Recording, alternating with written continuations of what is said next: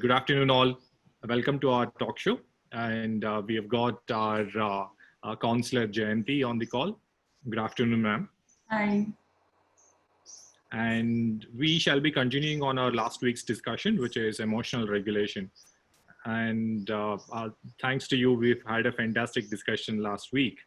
So I'm just wanting to understand more on the same topic. And there were many questions while we were discussing the topic last time.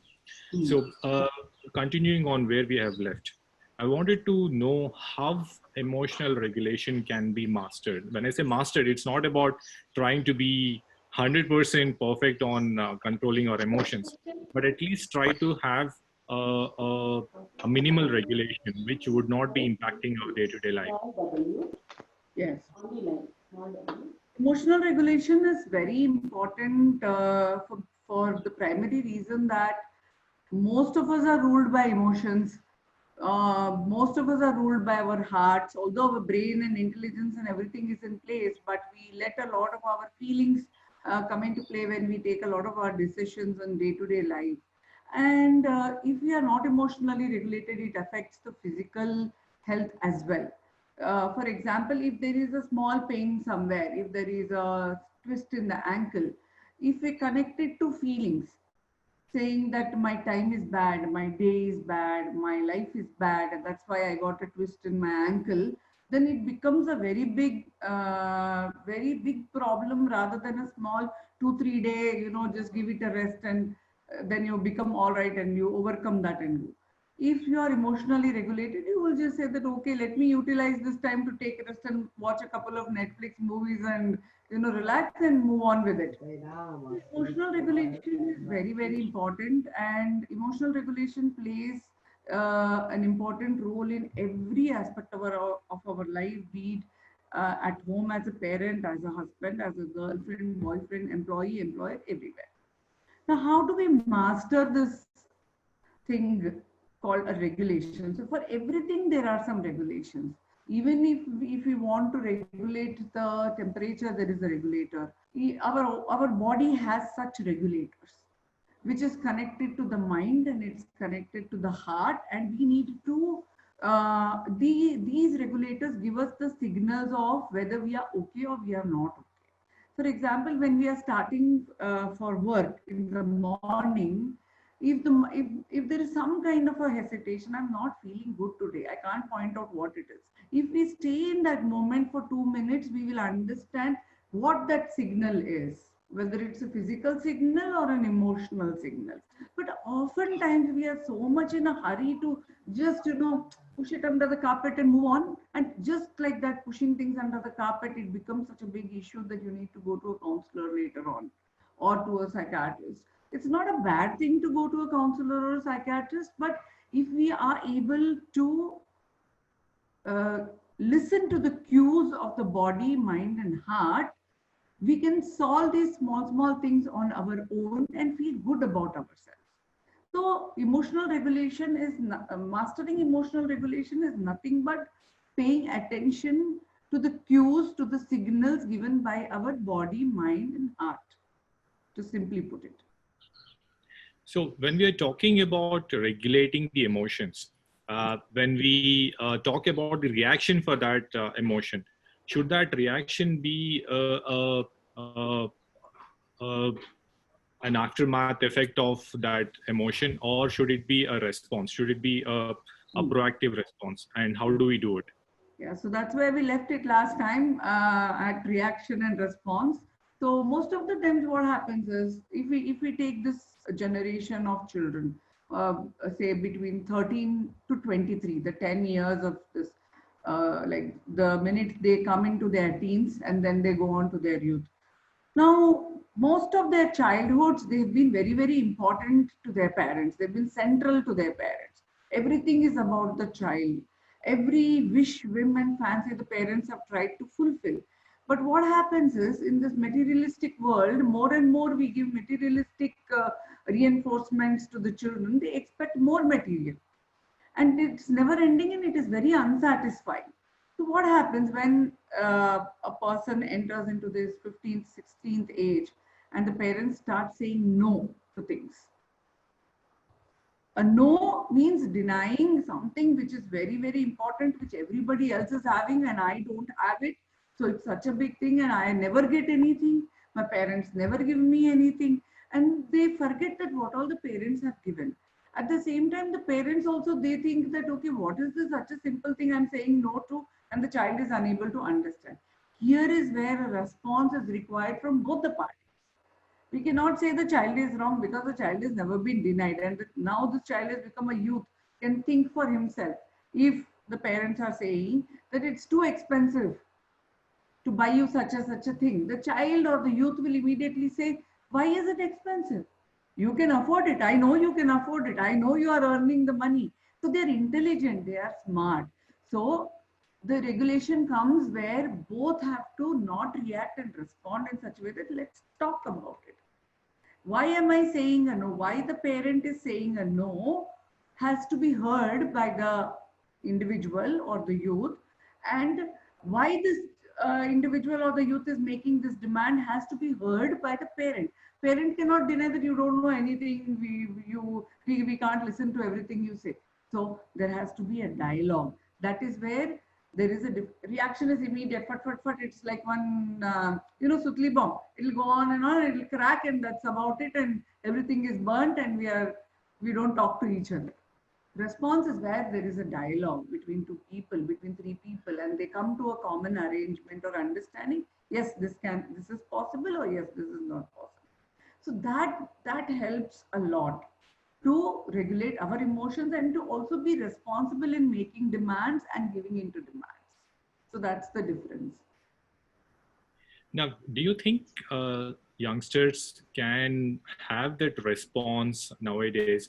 Because what seems to be missing is that awareness that they'll have to go through a certain phase or a certain process in regulating their emotions or responding to their emotions. That awareness is what is lacking. So how do we instill that awareness in this generation?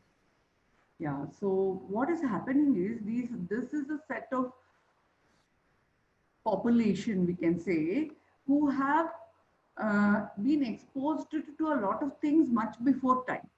They've been exposed to sexuality much before time. They've been exposed to, the westernized way of thinking much before time. So there is a conflict in between what they are learning as kids and what they are seeing as young adults. So, and also there are no boundaries now.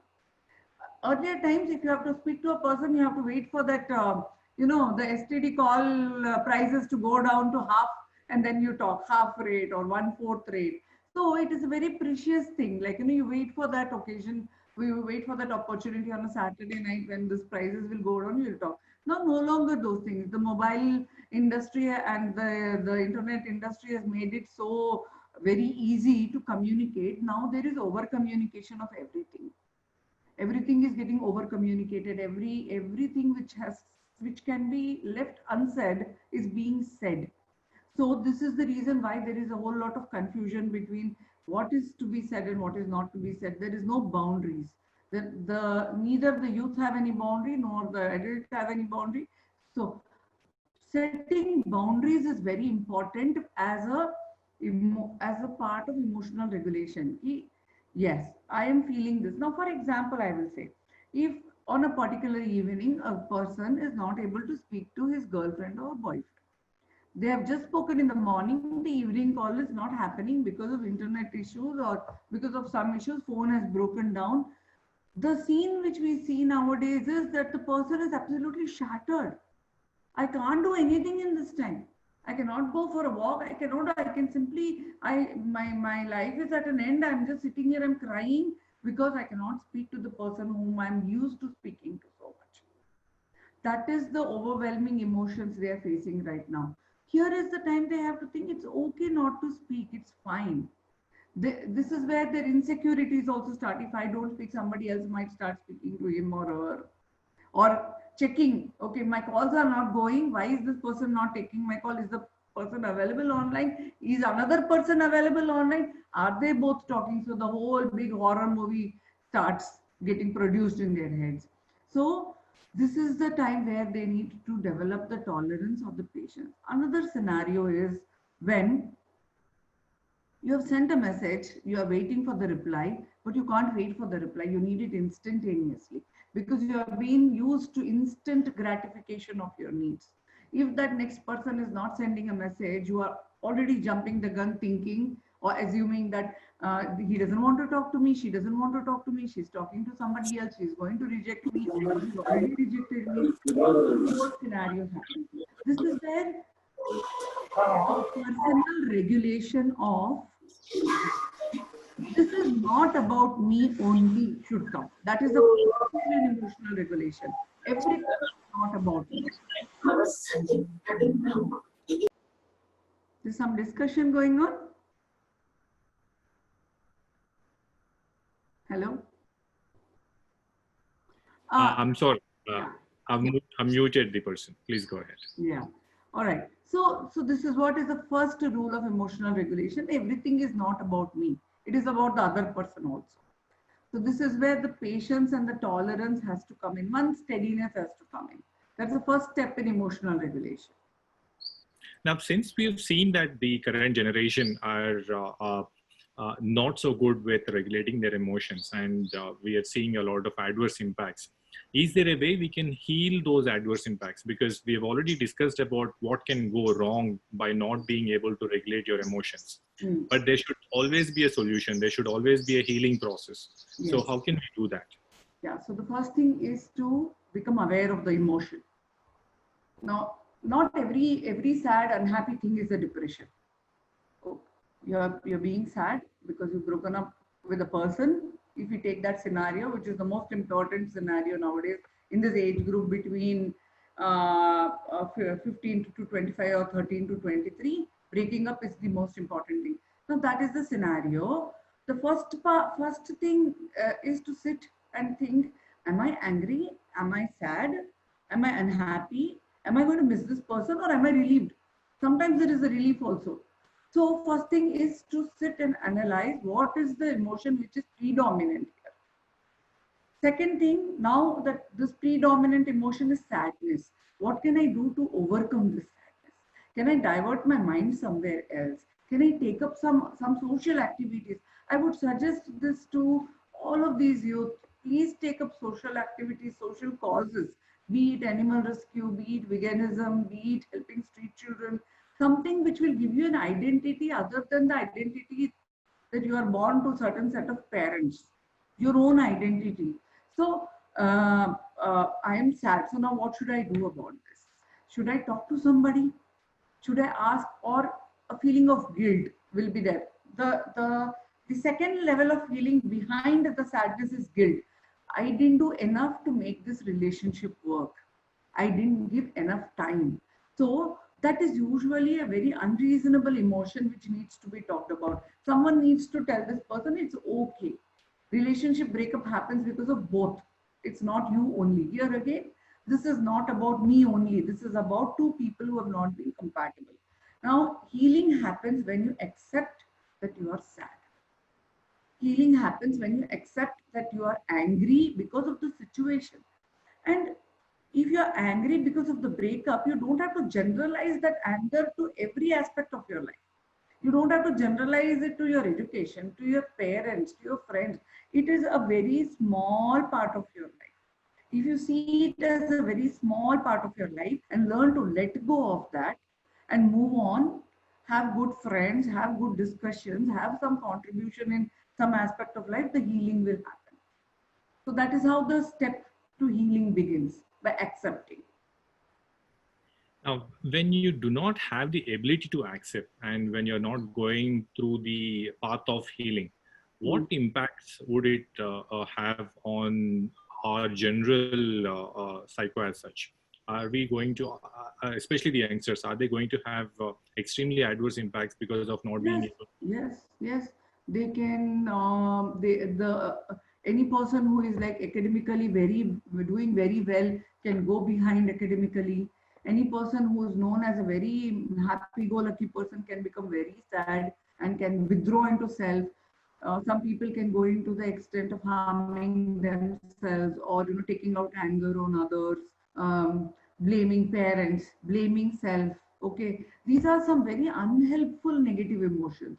blaming others, blaming self, harming others, harming self, and letting these things, allowing. See, there is a choice whether you want the whole misery to be spread out over your life, or you want to restrict it to one aspect and resolve it and move on. That is healthy adjustment.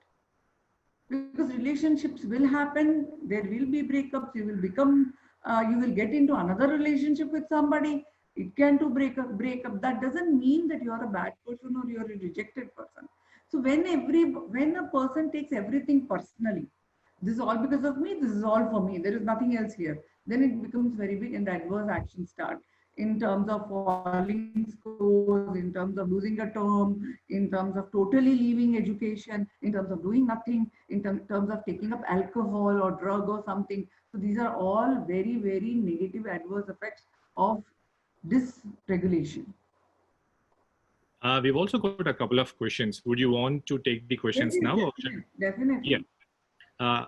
We have got a question from Subhan. Subhan says, "Good afternoon, ma'am and sir. I've been suffering with a problem.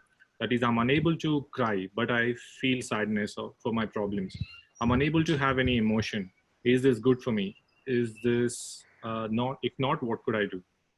And that's a good question, because most of the times we think that... What he's saying, that he's sad, but he cannot cry.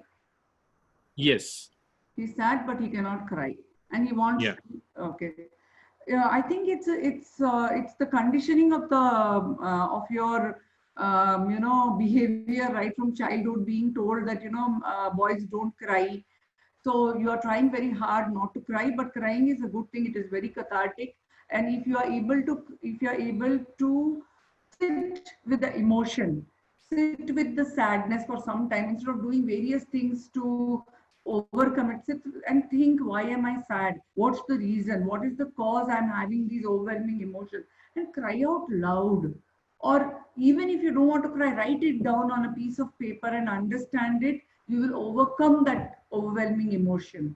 So it's okay to cry. You need to tell yourself it's okay to cry. Anything you're going to do to help yourself without harming anybody else is a progress. So it's okay to cry. And if you're not able to cry and you're sad and it is affecting the other aspects of your life, then you need to consult someone for that. Because there seems to be an effort to control your natural emotions, which is not good. So it goes against, yeah. It is going against the nature. Nature has given you tears because nature wants you to cry when you feel sad. Yeah. So I also went through the same phase where I was told that guys shouldn't be crying and we got to be tough and we'll have to be mentally strong and physically strong, and we'll have to control our emotions as well as lead as an example to the rest of the family. But trust me, it is absolutely okay to cry, and it is absolutely okay to feel bad about yourself. It is okay to cry. It is okay to cry loudly. It is okay to look bad while you're crying. It's fine. Crying is cathartic. It will heal. It's a catharsis. Catharsis means healing. Our body in itself, our mechanism is prepared in such a way that the tears that we get are the way of taking out our anguish and anger and feel okay at a later time. For example, if someone close to us are no more and if they pass us away, we are made to cry. Even if someone observes that we are not crying, they'll sit next to us, deliberately they talk all good things about the person and our attachment to the person, and they'll make us cry, because if you could not bring out that pain in the form of tears and let it go, it will harm you quite adversely, and you may even faint. It will become a mental block. It will become a block. You will never resolve that grief any time. Yes. So you need to do that. That grief needs to get resolved.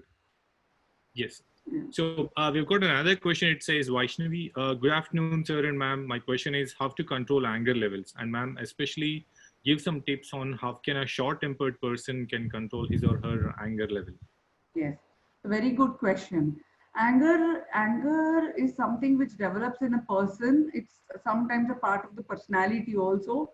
It can be inherited genetically. So don't go so harsh on yourself saying that I'm short-tempered and I'm angry. Definitely you can overcome it. So whenever there is a situation that you will know that you are going to get angry now. The body and the mind will give you a signal. There will be some kind of heat in the brain, or your heart rate will increase, okay, or you will feel there will be some indication. You need to pay attention to that indication, and you need to whoever is the person who is provoking you, is giving you this signal that you need to get angry now. You need to move away from that place immediately.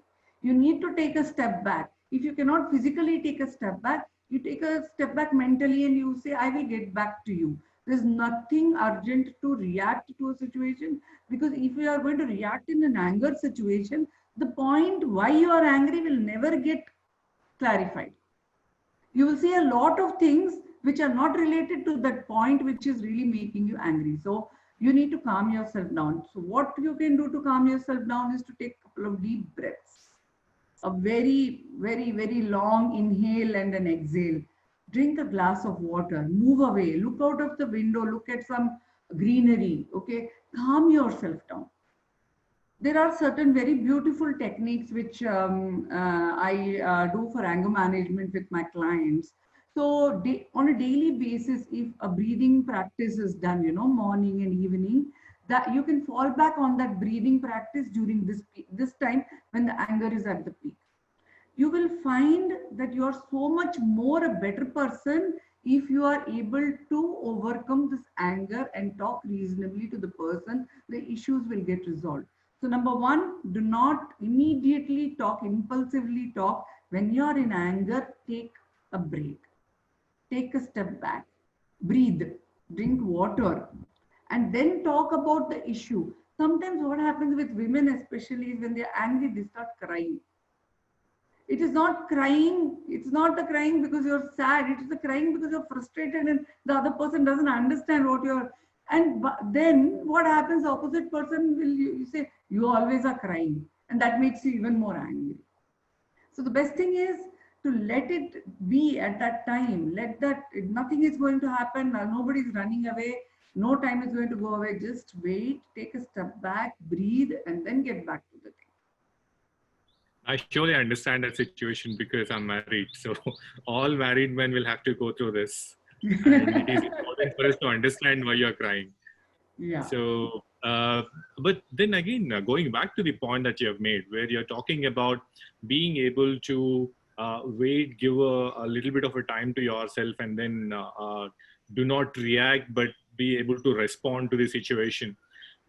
But there's a difference between being able to respond or being able to carry it forward. Because if you're carrying it forward, your past experiences might also tend to come back and haunt you and make you more emotionally distressed.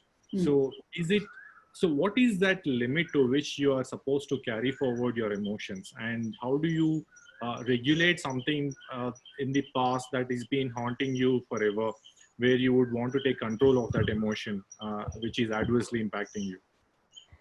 Yeah. Past issues, unresolved past issues are very heavy. They're very heavy. They are very burdensome, and they keep on festering like an infection. So repeatedly, see, what do we do when our computer system starts become lagging, or our mobile starts becoming lagging? A lot of space it takes. What do? We clear the clutter. Or if our bookshelves or our clothes shelves gets cluttered, we clear the clutter. That way we need to clear our brain also. We need to sit and think this past issue which has been in my head for such a long time. And whenever I talk to the person who is the cause of that past issue, I'm getting angry, I'm getting emotional, I'm crying, I'm breaking down. Do I need this? There are ways and means, there are techniques to let go of them, to let go of the past issues by saying this is not required. I don't need it. Okay. So we carry a lot of unnecessary things and we assume that this is how it's going to be in future as well, but it's not required. Human beings have the ability to discard whatever they don't want to. You just need to fine tune yourself. You need to assess your, but it's very important. One very important thing about this youth is that they don't sit in one place to do these things. They cannot sit in one place. And that's very important, to sit in one place, to not speed up with everything. If you want to be a person who's steady, who is successful, who is looked at with admiration and all, that steadiness is required. Sit steadily and assess, do I need this, do I not need this? I don't need this, I discard it.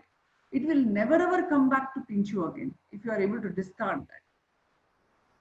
No, but I keep hearing that they're afraid of going back and start thinking about the thing that has happened.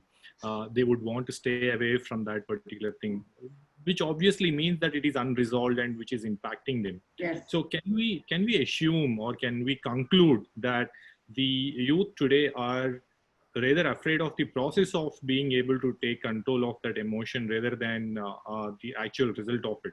Because as you said, they are not able to sit down, they're not able to concentrate, think through, sort of look inside and understand what is going on.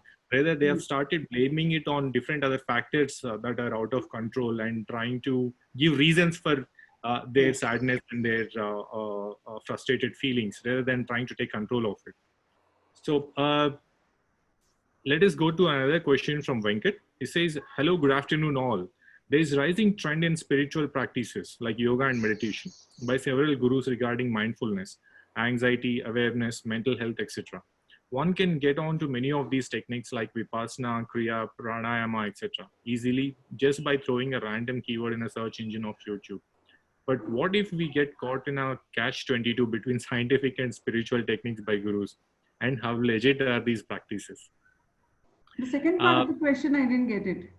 Now he's trying to understand if these practices are legit and if he would get caught in between the scientific and spiritual techniques. I mean, one thing that he seems to be missing is that the spiritual techniques are proven to be a result yielding even by the scientific methods of research. Absolutely, it is a science. Spirituality is a science, but at this age, you may not be able to grasp that spirituality. That's why I'm saying the practice to sit in one place for 5 minutes without doing anything is a very important thing for the youth every day. You practice that for a week and you come back and tell me how much more calmer you are. Sitting in one place, not doing anything, not looking at your mobile, not looking at the TV screen, not looking at the laptop, just with closed eyes, do some small breathing.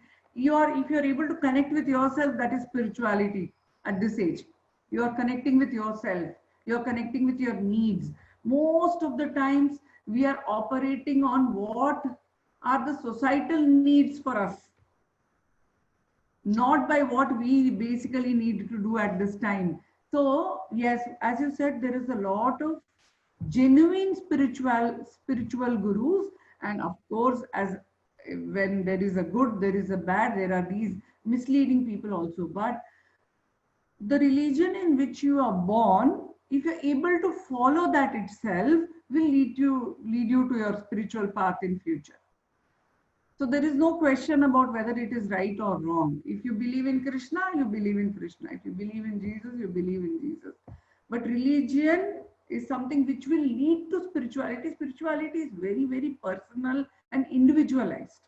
So don't get confused by all of these things right now. Basically, what you need to do is to understand yourself, to understand your emotions, your feelings, not to let them overwhelm you in any way, and to be able to be steady in one place for 5 to 10 minutes in a day without getting distracted by your mobile phones. That's what you need right now. And also there seems to be a confusion between understanding the difference of being spiritual and being mindful. So your meditation, your techniques of meditation, your techniques of mindfulness, they're all about the techniques that are prescribed from early ages, though they were prescribed in our early scriptures, and that is why we tend to look at them as spiritual.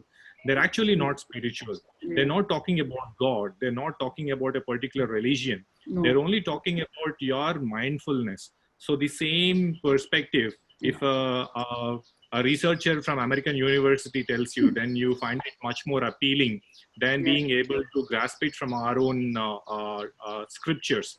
It is important to understand that your yoga or meditation or being able to take control of your emotions is not about being spiritual.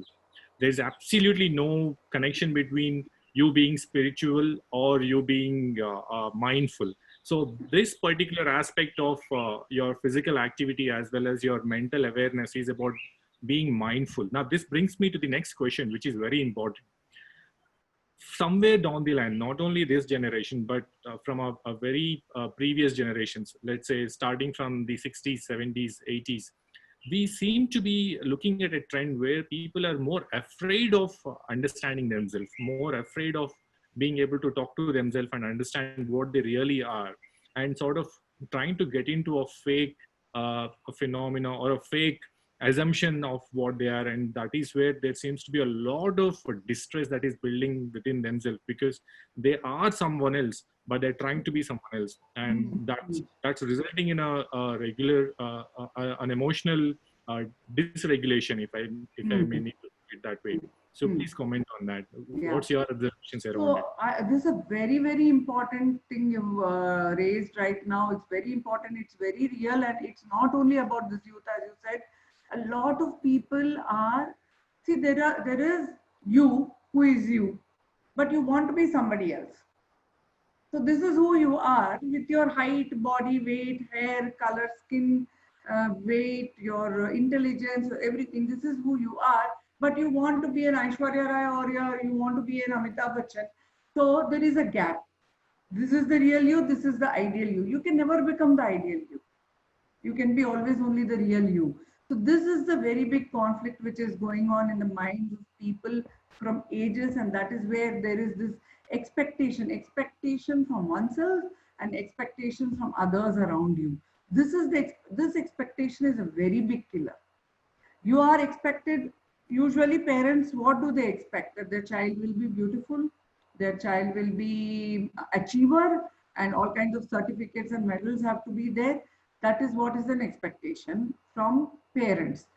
So with that, you grow to expect that I am also going to be this only. I am going to be this person. I have scored very well in my college, so I'm going to be a very good employee, or I'm going to be successful. Whatever I touch is going to be gold. That's not going to happen. That is the reality. So you need to accept your real self. I can do this. Have reasonable goals. Have achievable goals. And keep walking towards that goal every day. Every single day you have to see, have you at least walked 10 steps towards that goal? Instead of standing on step 0 and expecting you make a jump and go on to the 100th step, is not going to happen. It's a step-by-step process. So yes, this huge conflict between ideal and real self is there. The more we accept our real selves, the more we will be emotionally regulated and more happier. And this thing about mindfulness you mentioned in the earlier thing is very interesting. Okay, why? Because what is mindfulness was there in our culture, in Indian culture, in Hindutva, in all of our thing in India, because we never used to wear slippers while walking. That is mindfulness. That is what is the Americans have given it as an acceptance commitment therapy today, as a mindfulness therapy. But this is what we were. We used to walk around the villages without wearing chappal. We were very much connected to the earth, and that is mindfulness. Being connected from the toe to the head to the earth is mindfulness, basically. So we do that. That is very interesting. I mean, what difference will it make? I mean, I've read about it, and I'm sure I understand what you're talking about. But for the sake of our audience, I would want you to elaborate more on why should we be more connected with the nature, not only earth. So barefoot walking is a practice in mindfulness. Barefoot walking. We are having to do this as a therapy. Earlier, what we were doing, which was a way of life, now we are doing it as a therapy. To, number one, ground ourselves. To feel grounded, to feel each and every sensation which is there, which will, kind of tell us that we are all fine. See, what happens in depression is nothing is fine. I don't feel anything. Just like this person said, I cannot cry. I don't feel anything. I feel sad, but I don't know what to do. So the minute you give this barefoot walking exercise to your client, they go and do it. What you're supposed to do is, you need to walk a designated space to and fro in a very rhythmic and slow manner, observing how you feel, what are the sensations, what are the sounds, what are the sights. And this 10 minutes, you don't do anything other than focusing on yourself. And believe me, the minute the 10th minute is over, you're so full of energy.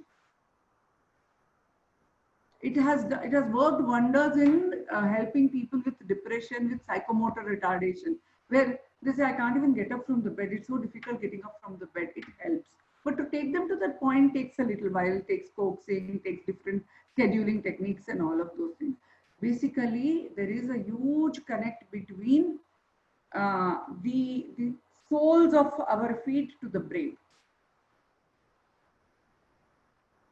Thank you so much. Thank you so much for bringing up this point. I'll take up another question from Vaishnavi. She says, my another question is, how can a sensitive person be strong? Like at times when a sensitive person facing failures, fears, etc., how can she get the mental strength to face them? Now, to add upon this question, is sensitivity weakness, or is sensitivity not a Sensitivity is weakness? a strength. Being sensitive It's a towards strength, yes. outside, it's a strength. It's not a weakness. You're being sensitive. You're picking up on signals from others. But the problem here is you're picking up the signals and you're personalizing it. I'll give you an example of myself and my son. I used to be a table tennis player. Okay.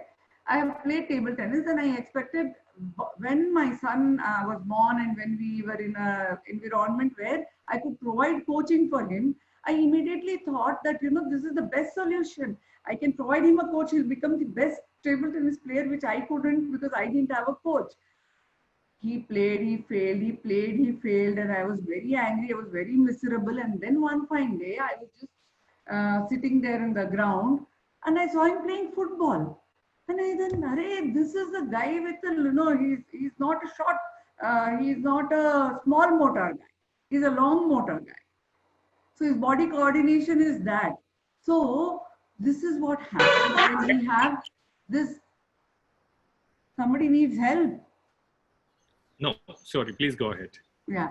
So this is what happens when we personalize other people's expectations. You can be sensitive. You can be very sensitive, but what the other person wants from you is what the other person wants from you. You can give or you cannot give is your choice. So there you have to be strong. So sensitivity or being sensitive is absolutely not a problem. It is all about how much of it are you taking to your heart and being or impacting yourself with that feeling is the problem. Yeah, that is the thing. How do we control that? Because most of the sensitive people that I've come across, they tend to say that first word saying that, you know what, I'm sensitive and I have this extreme reaction to it. So they tend to give that excuse that since they are sensitive, they are supposed to react in a certain way and they do react. Now, what should we be telling them? There are people who feel that they are sensitive, so they should not get into any discussion, because if they get into any discussion and if somebody says something against their word, they will start feeling bad and then their whole day will become bad and all of these things. But my suggestion to these people is, you have a discussion, you don't invest your emotions in that. You don't take it personally. You see, if there are two people, their realities are going to be different. I am going to see this Unify in a different way. You're going to see Unify in a different way. And all of those people who are here are going to see it in a different way. We cannot have the same feelings and emotions about Unify. So if you take two people going to a restaurant also, they will see it in different ways. So each one has their reality, based on the way they are born, the way they are brought up, the environment in which they are there. For a person, going to office by car is a normal thing. For another person, going by car is a lavish thing. So who is right and who is wrong? Nobody is right and nobody is wrong. So you are sensitive. You be sensitive, but you don't take everything personally. You don't invest your personal emotions in any discussion. You see it as an outsider. And that's where you make yourself, safe and strong and all of those things. So moving ahead from the sensitive people, there is another set of people who are always tend to be negative. We've come across a few people who, for no reasons, would want to give you a very negative side of the story, where they would say that, see, I've told you. A best example is when you sit to watch cricket with a few people, and they always keep saying that, okay, this guy is going to lose the wicket this over, or this guy is going to. I mean, they do not want that to happen, but they prepare themselves beforehand to handle an adverse outcome, saying that, okay, I know this guy is going to get out in the next over. Now, that's too much of a negativity, because the others who are sitting with him or her will get frustrated about how they are trying to put up their fears in the form of a negative. So, please talk about a few things on how do the negative people or people with more negative thoughts would be able to balance their emotion. So is this the question that, how do we tolerate negative people, or how do we ignore negative people? What is the question? It is about how do such people at least become self-aware that they're being too negative. Now, this is on behalf of the people who are tending to be more negative in their approach, because I personally have come across such people who would try to blame themselves for many outcomes. Yes. For no reason. These are people who have seen a lot of failure in their life, and they don't see anything good happening to them or to anybody next to them. For example, there are people who will say that, if these two people are going somewhere and they get late to reaching that place, the person who's negative will say, now my negativity is stuck to you also. Because of me, you are late. Very true. Yeah, this can happen. But what does the other person say? The other person will say, yeah, be positive. Be positive. Why are you so negative? That is the most hurting thing than being negative. A person is negative because of whatever past experience he's had, whatever failures he's had, whatever rejections, whatever assumptions he's had about himself. I have been able to work with people who are very negative about themselves and turn them around to being very positive about themselves. But it takes about 16 to 17 sessions to bring that change in them. You need to constantly show them. So what I do is I do a very simple exercise with these people, okay? What I tell them to do is to close their eyes, and this is also mindfulness exercise. This is also called, I'm giving you a technique, okay guys, you can use it, you can sell this product. It is a 5-finger exercise to improve your self-esteem.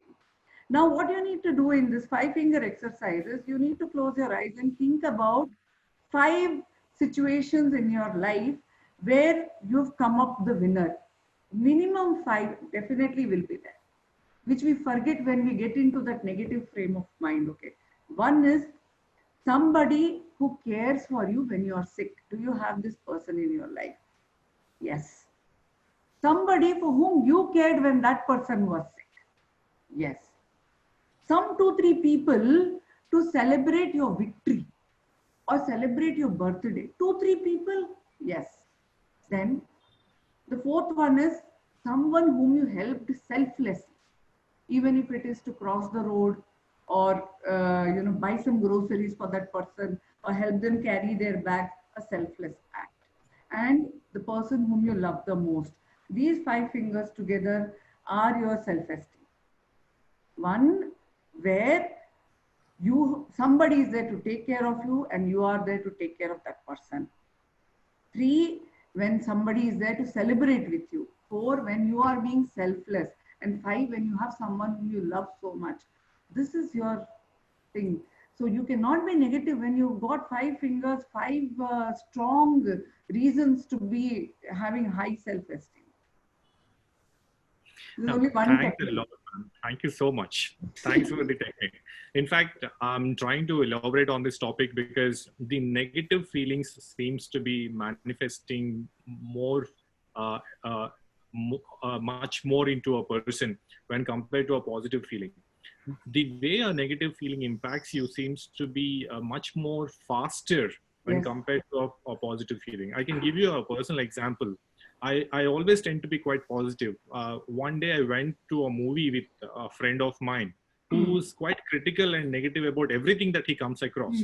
And he looked at his seat that he was about to sit into, and he said, I'm so unlucky that whenever I go to a movie, I get the spoiled seat. So I shrugged it away. I laughed at him, and I've made him change the seat. But thereafter, it's been 10 years. It's been 10 to 11 years. This is the time when I was working in an organization called Satyam. Every time I go to a movie, by chance, if I get a seat that is spoiled, I get that first feeling to feel as if, am I the unlucky person that I'm getting this seat to sit on now? Now that's so disturbing, because someone else's negative feeling can impact you much faster when compared to a positive feeling. So someone can take years to influence you positively, whereas someone else can influence you negatively within minutes, within seconds. Very. And there is a difference here. One more. One is a person who is negative. Okay, he's a negative person and he thinks everything goes wrong with him. There is one negative who will want everything to go wrong with you. Those are more dangerous. Yes. Those are more dangerous. So we should never ever allow these things to rule you. Anybody's opinion is their opinion. You did a good thing by giving that person that seat and you sat on the other seat. Did he feel happy about that? You don't know. Not sure. Yeah. Yeah. We've got another question. Yeah.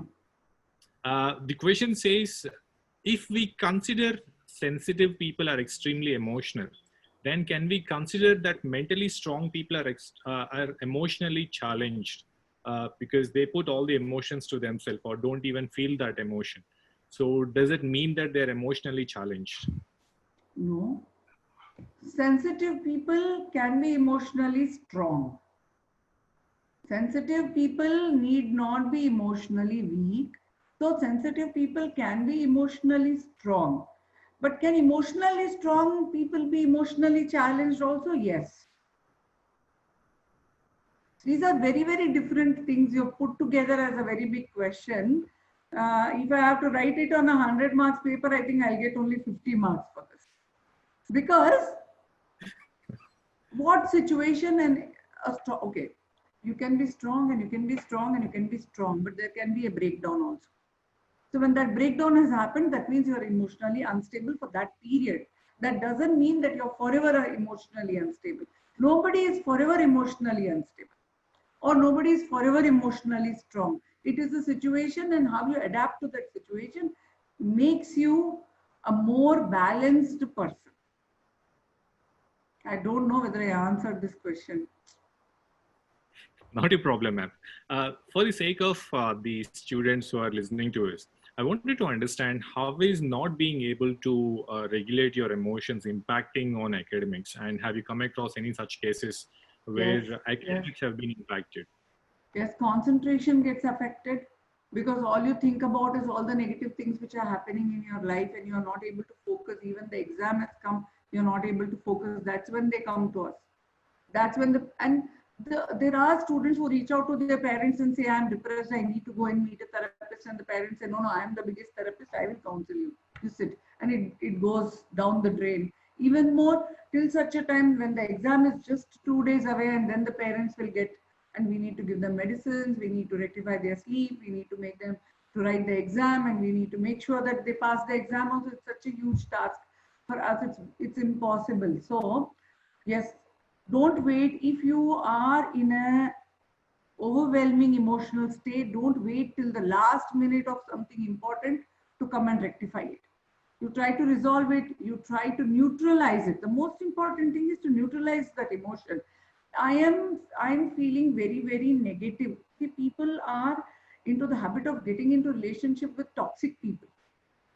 A lot of toxic people. These people are always very, very, they know, I don't know, somewhere the attraction to the bad is very strong.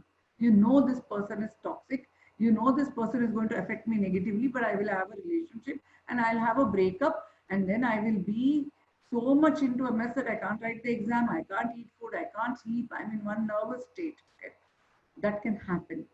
But they should not wait till that time. They should seek help much before they go into that very bad state.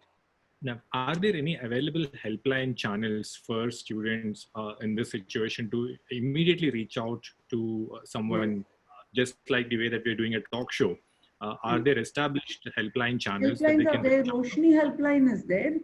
Roshni helpline numbers are available on the internet, on the Facebook pages also. It is a free and confidential service provided from morning 11 o'clock to night 9 o'clock, where you can call up and speak to any person. You can vent out, they will listen to you, and they will not even say anything. They don't even need to know your names. You can talk to them every day till you feel that you are comfortable with yourself.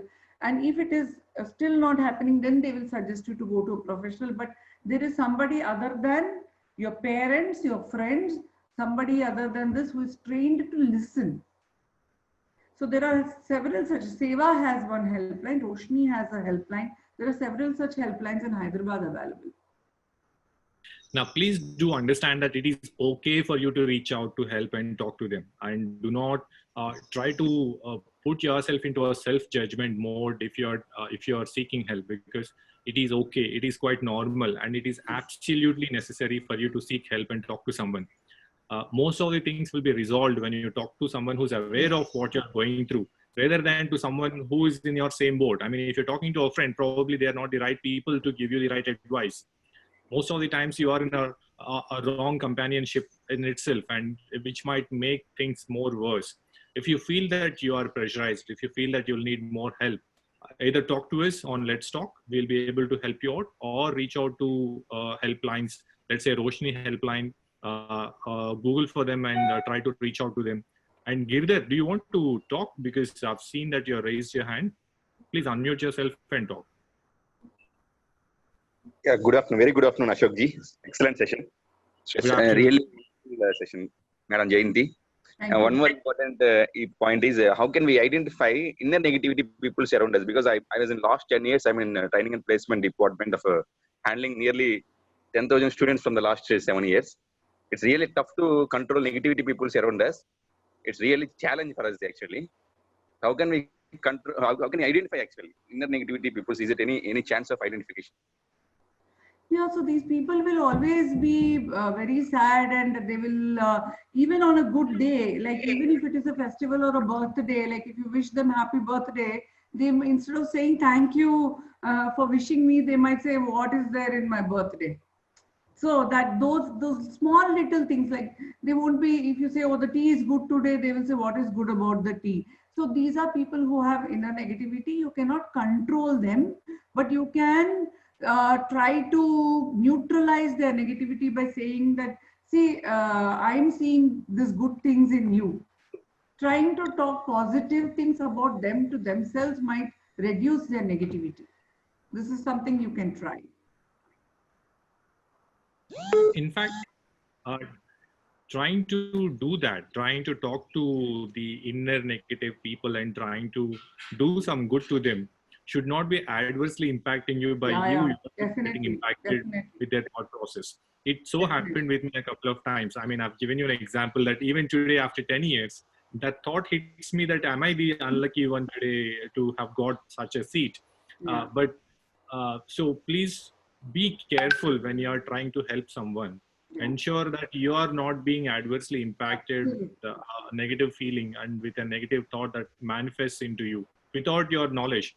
It's a subconscious manifestation, and try to understand that.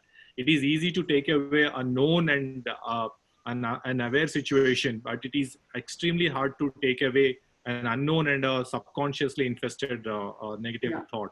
So please be mindful about what you are getting into and whom you are talking with, because there are always negative people around you, and it is important for you to be aware of your surroundings and the people that you're interacting with, and try to build a positive environment around you. Now, ma'am, this is a beautiful age. They are in the age of, let's say, 18 to 24, the most productive and the most successful age to try out hundreds of things. I mean, at my age, I'll not be able to do all of it that you would be able to do. I cannot experiment. Exactly. So please try as many things as you can. The very reason that we have come up with a campus radio network while they're still studying is to give them the ability to interact, give them the ability to explore a lot of other areas and other key strengths, understand what they can be good at apart from marks and apart from getting graduated from a good college. Yes. And be able to develop such skills which will give them the confidence to try many things. And I was in Australia when I went from India to Australia. This was in the year 2012. I had a gap of about 2 months in between my previous job to the next job because I've resigned from Wipro and I was about to get into Accenture on a contract role, and I had 2 months. So instead of sitting at home, I took up a marketing role. I went from door to door in Melbourne and I tried to interact with people just for the fun of interacting.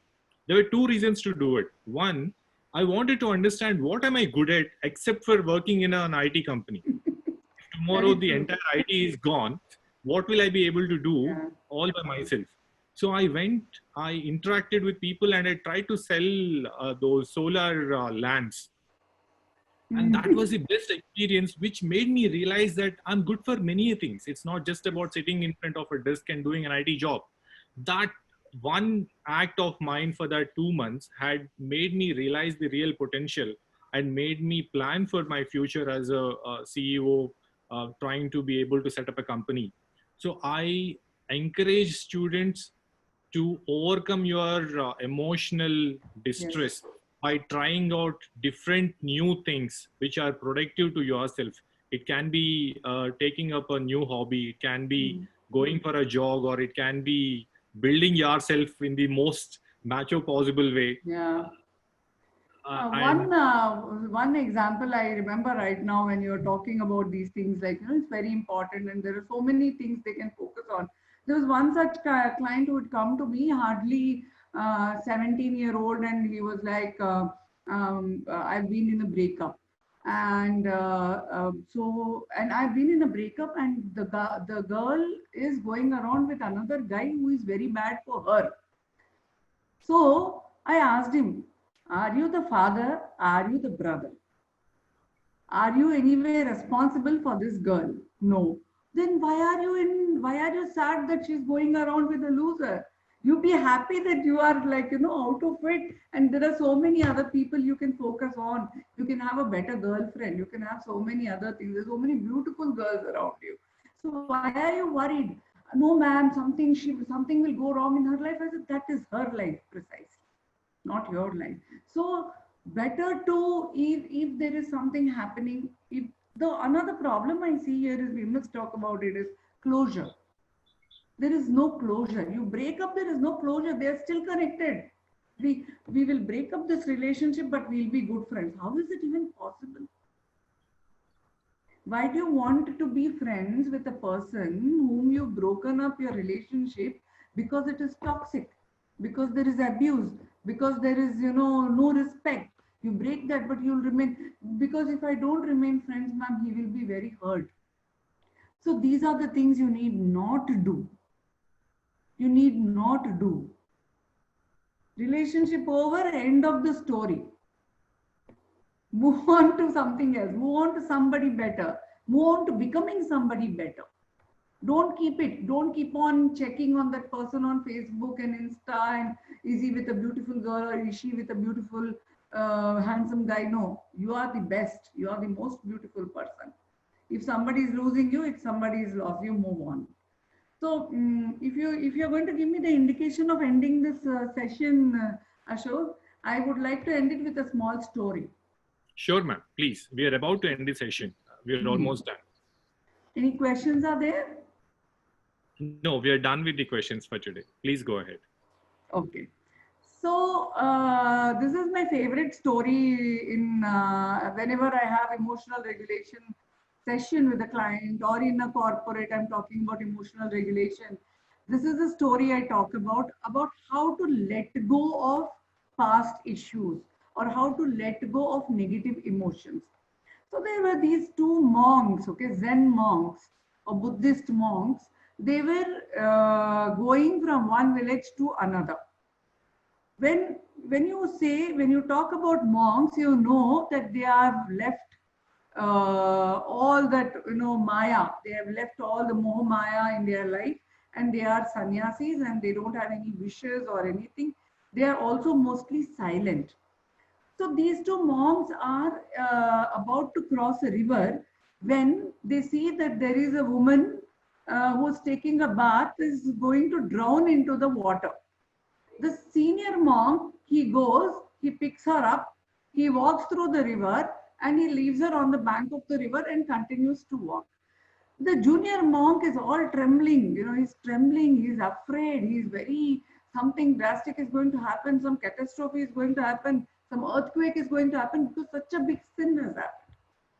And he continues to follow his master. This master is very calm. He goes and he sits in his ashram and he does his day-to-day routine, everything. But this man, he is still shaking and shivering. And the senior monk notices and asks him, "What is it? Why are you like this? From the time we crossed the river till now, I'm seeing that you're in one kind of a feverish state. What's going on?" Then the monk says, "You made such a big sin. You are a senior monk, you touched the woman and all that." So the senior monk says, "I left her there, you're still carrying her." So who is carrying the burden? The person who has it in his mind is carrying the burden. So let go. Whenever it is over, it is finished. Move on. Life is beautiful. There are so many things you can do. Like Ashoka is saying, the world is there for you.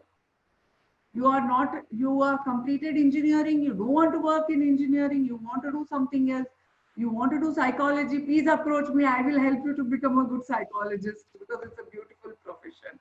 You want to get into architecture, you want to get into designing, you want to do nothing, you want to do social work, please do. Please be happy in whatever you are doing. Happiness is the most important thing in life. We have only one life. So let go of your past issues. Have these few things, One, always remember the monk story. And two, remember that you have these 5 powerful fingers, which together makes you a very, very strong person. That's it. Thank you so much, ma'am. Thanks a lot. Guys, please do understand that our motto, Unify's motto, is to be the voice of every student. And shortly to be the voice of more than 300 plus million students in this country. But we can only be successful when you all are successful through what we are doing. Welcome. And if you feel that you'll need to talk, if you feel that there is something that is holding you back from what you can be, please talk to us. We're always there to talk to you. So let's talk, and please do send your emails that will be kept anonymous. Also, please do attend the sessions. Ask your friends to come on to the sessions and get benefited. So thank you so much for being part of this session. Thank you, ma'am. Thanks for your time today. Thank you all. Have a great day. Talk to you tomorrow. Bye. Bye.